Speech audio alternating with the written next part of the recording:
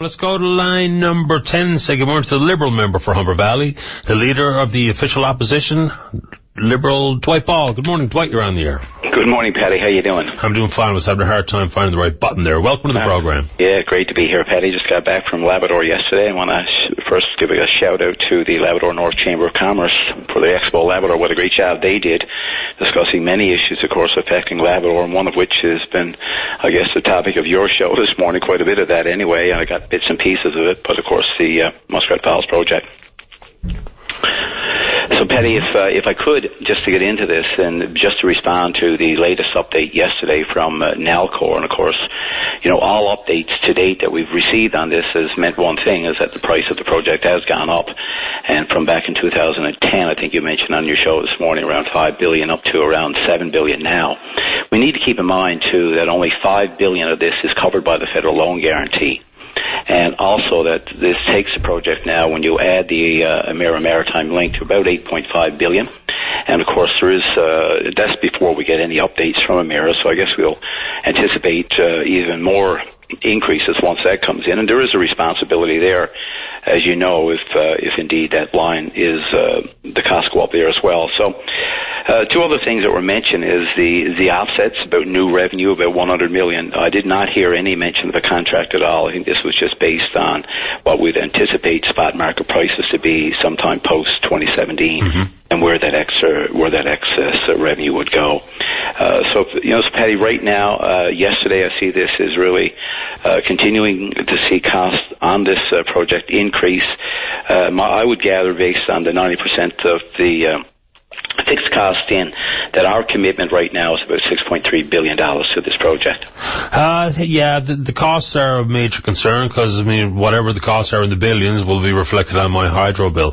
Couple of things. Is it the firm Liberal policy that when and if you form the government in 2015, all the revenue from excess power sale will go to offset my bill? Yeah, in fact, about 2 years ago, we've been saying this for a number of years. Matter of fact, you and I believe, have had the discussion a few times on this. Yes, we do. That's the position that we've taken, and I've made it quite clear that simply because who's paying the price here, we know there's only one payer. These are the rate payers in the province of Newfoundland and Labrador. So with that said, you know, the excess revenue would go back to offset electricity rates. Pretty hard to determine how that would all unfold right now, given the fact that, you know, we're going to see seniors, we're going to see low-income families that are going to find it very difficult if we continue to see the rate increases. I think the Minister Daly said this morning that it would be about 16.4 cents per kilowatt hour. But what we know is that is the actual floor, because we will get for the next 50 years a minimum of a 2% increase every year after that. And on top of that, of course, we'll get, you know, whatever Newfoundland Power brings to offset their costs as well.